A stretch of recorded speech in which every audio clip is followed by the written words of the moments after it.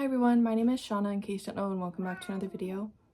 Hello Hermione! My cat is so happy that I'm home because I was just in Florida. I was in Florida for I don't know how many days. I got there on a Thursday and I left on the following Thursday, so that's like basically a week. And she is really upset that I left her briefly for a Florida trip, so that's why she's so noisy. You might hear her throughout the rest of the video. In today's video, I'm going to be doing my Wizarding World of Harry Potter haul / Universal Studios haul. Normally I just buy stuff from the Wizarding World of Harry Potter, but I bought one thing from the store that is the Men in Black store after you get off of the ride. I know, Hermione, I know. So I bought way less stuff than normal this time. I have not been very good about budgeting my money this year, and I keep having many a times where I am panicking and unsure about how I'm going to be able to afford the things that I like to do. So I was trying to prioritize more rides on this trip as opposed to buying merch. And normally I buy so much merch every time I go to the Wizarding World, but I was trying so hard not to buy very much. This was only my third time at the park in Florida, and it is my 5th time at the Wizarding World overall because I went to the Wizarding World in California twice. There's so much more to do in the Wizarding World in Florida, but I love like the smaller vibe of it in Hollywood because it feels so less packed in Hollywood. Anyways, let's go into the haul really quickly. This video hopefully won't be too long, but I like to ramble a lot, so who knows how long this will be. I'm gonna go in the order that I got things. So I got the pass, and I forgot that the passes for Universal are these like super small little passes that you don't want to get wet. So I went ahead and I bought a lanyard and a lanyard holder. I did technically have a lanyard like back at the place I was staying in Florida, but I just totally spaced on bringing it, and I wasn't sure if you could buy a lanyard like little holder for the ticket separate from the lanyard. Like I thought you'd have to buy them together, but you have to buy each one separately. So this is the lanyard that I chose. I chose a dark mark lanyard. There is a Hufflepuff lanyard, which is my house, but I have that from a previous trip, so I didn't want to get a duplicate of a lanyard, especially since these are so expensive. They're like $5. I wouldn't mind having a duplicate of a lanyard, but they're way more than that. I'm trying to find the receipt. Here is the receipt. So the lanyard portion was $16. My mom and my dad shared one lanyard because my mom went one day with me and my dad went the other day. I couldn't find their lanyard as of filming this. If I do find it, I'll include a picture of it, but they got a Quidditch lanyard. They also got a Quidditch holder. Now for the holder, I wasn't sure like what holder I got during my last trip, but I figured I should just get the Hufflepuff one. So I got the Hufflepuff one, and it looks like this. Here is the back. Oh, and it also comes with a little badger. So the little holder part was $10. The thing about this though that really frustrated me is I was approved for the attraction assistance pass through Universal Studios due to my disability. The attraction assistance pass must come with you on every ride. However, it is just slightly too big to fit it in here when it's all folded down, and that made it a huge struggle for water rides. I think that they should make the attraction assistance pass just slightly smaller, that way it can fit in here, because this is a pretty standard size for what a lanyard holder looks like. But I wish that the attraction assistance pass was smaller so that we could fit it in here. I'll talk more about the attraction assistance pass in a different video because I have a lot of thoughts on that. I also got approved for the DAS services at Disney World, and I have a lot of thoughts on that as well. So I'll make a separate video on that at some point, so stay tuned for that. So this was the first thing that I got, and this was just like at a store in the front as soon as you got into Universal Studios Orlando. Then after that, I went and I got my return time for Escape from Gringotts. Basically, the way that the attraction assistance pass works is if a line is over 25 minutes long, you get a return time. And when I went to go do Escape from Gringotts, the line was over 25 minutes long, so I got a return time so I could walk around and sit down if needed while waiting for my return time for the ride so I could do the ride. So while I was waiting, I decided that I wanted to check out the Magical Menagerie. I loved getting plushies whenever I am at Universal Studios, and this time I picked up this little baby Niffler. It is so soft. I love it so much. Isn't it so cute? This was $18. Also, everything has tax. In case you are one of the few people who live in a state without sales tax like myself, just be prepared that there is sales tax on everything in Universal Studios. I always forget that, and then I like go to check out and I see the price. I'm like, why is this so much more expensive than I thought? But yeah, this is the little guy I got. I don't have a name for him yet. I'll figure it out eventually. After I did Escape from Gringotts and after I had a butterbeer, which was super exciting to have dairy-free butterbeer, to have butterbeer that I can drink without getting extremely sick. That was really, really awesome. Anyways, after Escape from Gringotts, I went over to Ollivander's. There is an Ollivander's location in Diagon Alley. The wait time I've heard is generally a lot shorter at the one in Diagon Alley as opposed to the one in Hogsmeade. So I did the one in Diagon Alley, and I don't want to cry on video, but I got chosen. I have been wanting to be chosen ever since I first went to the parks when I was 11 years old, and this is the first time that I've been chosen. I am now 23. There was kids in the room with me, but I'm wondering if they were just too young and that's why they weren't chosen, because I got chosen and it was literally the greatest moment of my life. There will be a video that I'll insert in just 1 second showing you the experience that I had. Yes, and you're doing just fine. After all, it is widely known in wand lore that the wand, in fact, chooses the wizard. Now, I wonder. Yes, how very curious. How very curious indeed. Yes, perhaps a wand of lore with a phoenix tail feather core.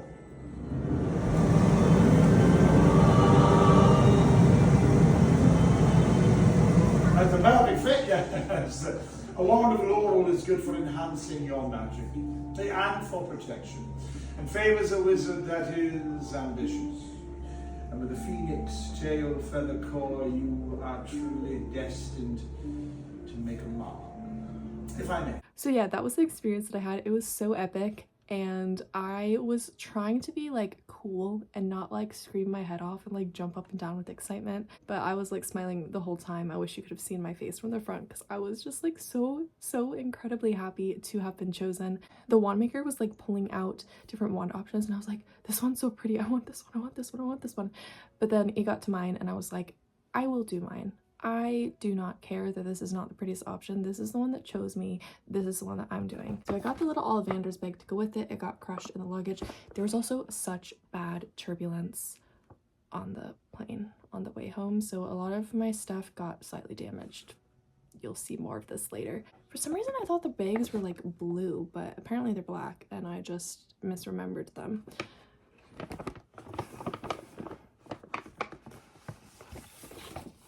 This is my wand box. I have only gotten character wands until now because I have always been just like, I'll get a character wand, and then if I ever get chosen at Ollivander's, I'll get a wand that's not a character wand.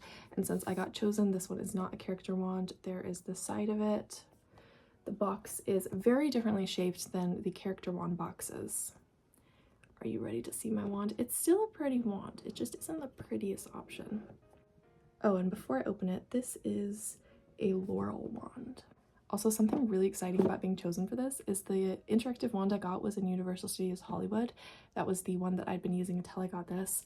And because I bought it in Universal Studios Hollywood and they don't have Diagon Alley there, I had no map for Diagon Alley, and I literally just walked around trying to find all the spell locations in order to cast spells. But now I have a map of both parks. Before I show you my wand as well, there's one thing I want to read off. So inside there is information about my wand. My wand has a phoenix feather core, which is super exciting, and I will read this off for all of you. Laurel and phoenix feather. The laurel wood and phoenix feather core wand is perhaps the pickiest of all wand combinations. Laurel wands will absolutely not abide a lazy owner and in fact will allow themselves to be won away in such an instance, and phoenix feathers are known for their fickleness and granting allegiance to a master. That said, an energetic and industrious witch or wizard can forever earn their loyalty of a laurel wand, so much so that the wand will emit a spontaneous lightning strike in the event of an attempted theft. This wand should provide a hardworking master with a remarkable range of magic for many years. I had no clue that there was little information about each wand in there, and that's super fun. Sorry that I'm keeping all of you in such suspense, but I'm like trying to go through in a logical order that makes sense in my head. So here's the Hogsmeade side. The spells are around the outside, and then there's numbers showing where each spell is. Then here is the Diagon Alley side, and if you want to do Nocturne Alley spells, you need to go into Nocturne Alley and put this under one of the spots where there is UV lights. I mean, technically you could also just look at the ground and find the little markers and then just do what the markers tell you to do, but I feel like it's more fun to use the map. Now, time to show my wand. this is what my wand looks like. Ta-da! I love the feeling of this wand and how it carries itself. Here is a little interactive part. I have some wands, like specifically Professor Flitwick's wand. I don't like how that feels when I hold it. Like, it doesn't have a great balance, but this one feels really amazing when I hold it. I am so happy to have this wand. This is now my favorite wand because of my experience with getting this wand. So I'm so happy. So you have to buy the Ollivander's bag separately now. So the combination of buying this wand plus the Ollivander's bag ended up being around $74. I don't remember the exact price, and I was struggling to find things for this video. Like, I didn't have the lanyard that my parents got, and honestly, I could not find one bag that I wanted to show. Not stuff inside of it, but just like the shopping bag. And I also couldn't find the receipt for this purchase, so it was really frustrating. And it would be so cool if you could like be chosen to get the wand for free, but that is not the way it works because it's a theme park. Things are overpriced, but I don't care because it's Harry Potter. This will probably be my go-to wand now for cosplays for characters that either don't have a character specific wand or that aren't like official. Like, if I ever do any OC stuff, I'll be using this wand because it's so special to me. Then I would have spent more time in Diagon Alley, but I really wanted to make sure that I hit up as many rides as possible, especially to save money because there's one ride in Diagon Alley, there's a bunch of spell locations, and there's a lot of shopping. And I was trying so hard not to spend very much money, so I ended up heading over to Men in Black next, and then I got off the Men in Black ride and got so excited because I had no clue that there was anime stuff in Universal Studios in Florida. I knew there was anime stuff in Universal Studios in Japan, but I had no clue about Florida. So if you go to the Men in Black shop that is directly after you get off the ride, there is a bunch of anime stuff there. There's Naruto, One Piece, Demon Slayer, My Hero Academia, I think there was some Spy Family. So I was having a hard time choosing between My Hero Academia and Demon Slayer, but then I found a pin that I really wanted from My Hero Academia, so that is what I got it from. So here is the pin. It is Denki Kaminari, and this pin was $10. $10 for an enamel pin, especially one from Universal Studios, is not that bad a price. So here is what it looks like without the packaging, and then I will go ahead and take this off. I really love to accessorize my lanyards when I go to Comic-Cons with pins. This is perfect, especially since I cosplay Denki. I love my boy Denki. He's so awesome. So yeah, that's what he looks like, and this is what the back looks like. So happy with this pin, so happy that there was anime stuff at Universal Studios. I was not expecting that, and I'm so happy. So the shopping bag that I couldn't find that I wanted to show is the one that's like specific to the Wizarding World, because there's different bags in the Wizarding World versus the rest of the parks. But I did find the shopping bag that this little guy came with, and that's one that's just like generalized for all of the different stuff that are at the parks, but there is some Harry Potter on it. Both sides are the same, and it has Harry, Minions, Transformers, and Jurassic World / Jurassic Park on there. So yeah, I collect the Wizarding World bags, but I'm trying so hard to not be a hoarder. I just acknowledge that I have way too much stuff, so every time like at Disney that I would have a bag, you know, this is actually probably what happened to the bag for this one. Every time that I had a bag and the handle got like super stretched out, I was like, this is ugly, I'm gonna throw it away so that I'm not keeping this trash in my house. But then if the handle like this one was pristine, I would keep it. So that's why I have that one. I have one more Universal bag as well that the handle wasn't ruined on. Oh my gosh, I totally forgot to show you something that I got at that first like location that I went to in Universal Studios Orlando whenever I got the lanyard. I also collect mystery things, so I picked up this mystery pin. It spells, and the box got a little crushed. This was $16, and there is 2 pins in here. I thought it would be 1 pin until I read the box closer after I picked it up. So I feel like $16 for 2 enamel pins is a fairly good deal, and the pins were actually a lot bigger than I thought they would be. My unboxing for this, if you want to see my reaction to the ones that I got, will be up over on my TikTok hopefully soon, but I also have so much stuff I need to post on TikTok, just like there's so much stuff I need to post on YouTube, so I'm not quite sure when that will exactly be up. My phone gave me the notification that I ran out of storage space, so this means that I need to talk faster to finish filming everything that I want to film today. Well, specifically everything I want to film for this video. Apparently I will have to film my Disney World haul on a different day since I have no storage space. So the one that I wanted the most was Alohomora, and that was the second one that I got. The reason why is I really like the spell movement for Alohomora. I love looking at spell movements. It's one of my favorite things in the Wizarding world, and at one point I was hyper fixated on spell movements and trying to teach myself all the spell movements and like how to physically do it with my wand. I'm not that hyper fixated on spell movements in particular anymore, but I still really appreciate a good spell movement. I would love to get a tattoo of a spell movement somewhere on my body. That was all I got on my first day at Universal, and I did Universal and Islands of Adventure that day, but I didn't buy anything from Islands of Adventure. The second day, I bought 2 ride photos, which you will see right here.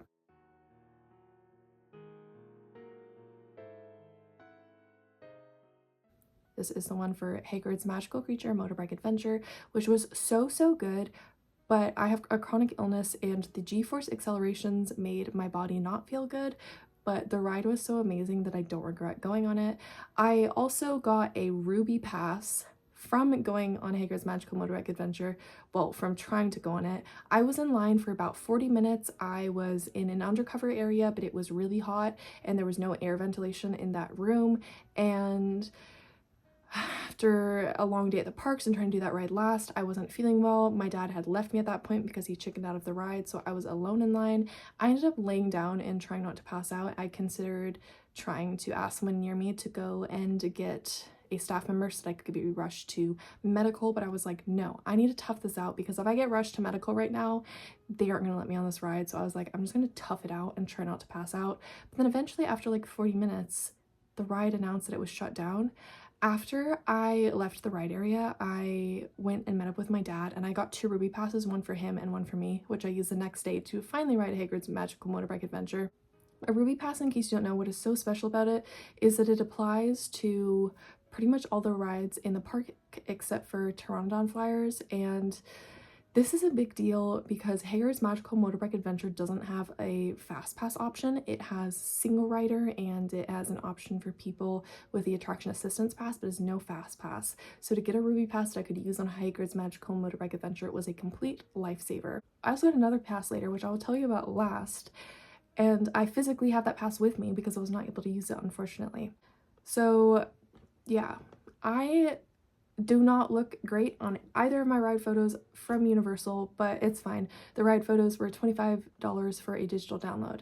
The next ride photo that I got is from the Jurassic Park River Adventure.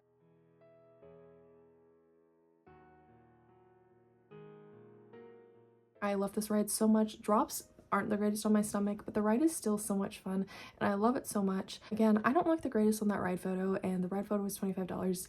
I think that I need to not wear things on my neck because I've realized that it like accentuates my double chin. Anyways, on to the things that I physically got besides just digital downloads.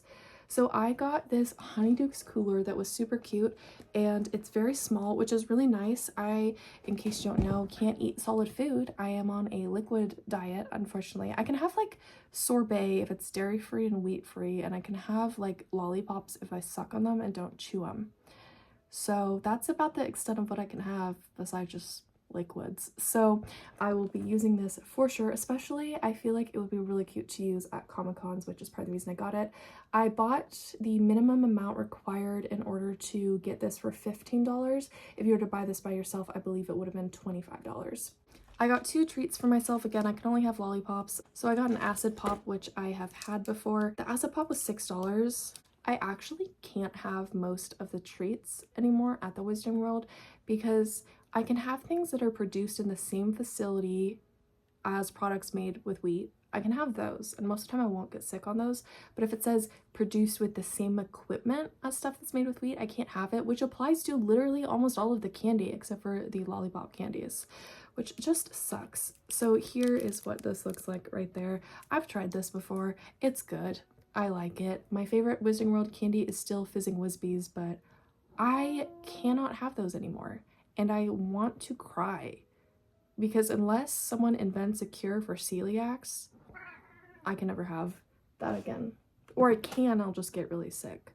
Because as I say, you can always eat something at least once. Then this one I will try on camera because I haven't had it before. This one was $6. I asked a staff member about this, the blood pop, the last time I was in the parks, and the staff member was like, oh, honey, we don't make those anymore. and I was a little embarrassed, but they do make them. I don't know what that employee was saying. Maybe they just like temporarily stopped. Obviously not made with actual blood. I wonder if they like changed the formula or something and that's why they brought it back, but let me open this for a sec. Here is what it looks like without the packaging. Let's see what it tastes like. I would say it has more flavor than the sugar quills, because the sugar quills to me just taste like really sweet sugar. I feel like there's a little more flavor in this because I can taste the strawberry for sure. It just isn't the most flavorful thing I've ever had. Anyways, that's that. My mom got a couple things there and she's letting me keep the packaging. She got a dark chocolate frog. The packaging for the dark chocolate and the white chocolate is just a slightly different shade than the standard one for the milk chocolate frogs. She got a card that I believe I don't have before, but I have to figure out where I put my card collection. My house is a mess right now. I got Hengist of Woodcroft. It says, driven away from his home by Muggle persecutors, Hengist is supposed to have settled in Scotland, where he founded the village of Hogsmeade. The Three Broomsticks Inn is alleged to be Hengist's old home. There's the back if you want to read it yourself. My mom just wanted some fudge, and so she got a little Honeydukes container. Again, this got really crushed. There was so much turbulence. It was unreal. I was not doing well with the turbulence. I was so motion sick and I hate flying, and like with the turbulence I was just panicking. Then the final thing that I got at Honeydukes was another thing that got crushed on the plane. This was $16. I actually need to go film an unboxing clip of this for my TikTok page, so be right back. There is no saving this box. I'm so sad. But yeah, I opened it. There's a little fake chocolate frog there, and I got Rowena Ravenclaw. And two more things to show, but they aren't really like items per se. I did play a little bit of a claw machine game while my dad was having dinner. I can't eat food, so I was like, I want to explore the parks. So I went to the arcade that was in Universal Studios and I played some claw machines, and this is my play card. The claw machines are rigged, and I don't mean to say this in a like, oh I lost, I'm salty way. I mean to say this in, I have an obsession with claw machines and I know how they work. The problem with the claw machine that they had that I was using and why it is rigged is because you pick it up and it bounces. The bounce is intentional to drop the stuffed animal out of the claw so that you don't get it. So yeah, didn't get any, but I do have a little card. These are the other attraction passes that I got. I should turn them the right way. Boom, they are yellow ones. I'm gonna reach out and see if I can use these as the one in Hollywood, because I'm probably not going back to the one in Orlando anytime soon. I mean, I hope I can, but I doubt I can. The yellow ones are not valid at Pteranodon Flyers, Hager's Magical Creatures, Motorbike Adventure, and Jurassic World Velocicoaster. So the ruby one had less exceptions than this one. I got this one because I got stuck in the Kong ride. I'll include some footage here.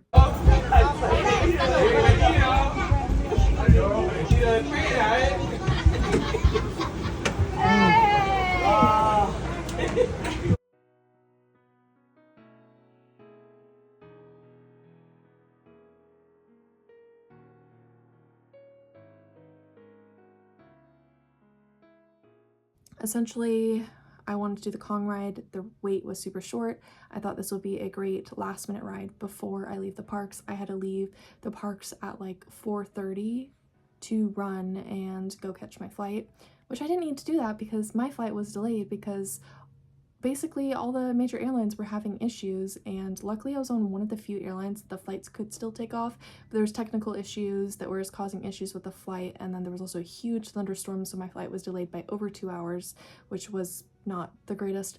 But this stressed me out more because I was on the Kong ride and stuck there for such a long time, and I was stuck in front of a group of 30 people who were together wearing matching t-shirts, and they were testing my patience. So we got the notification, you need to stay sitting, over and over and over again. You need to stay sitting. We have cameras in the cars.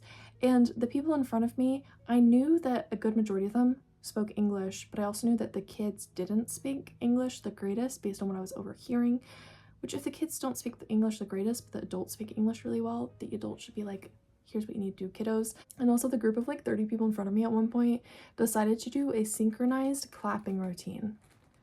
Mind you, we're all stuck on this tram together. We physically can't get away from this group of 30 people who just randomly are like,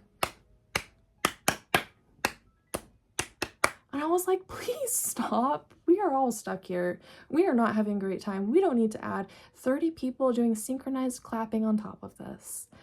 And also, technically there's an expiration date on here, and I was like, there is no way I am coming back to the park before September, but they told me that I can use it anytime and that it will be valid.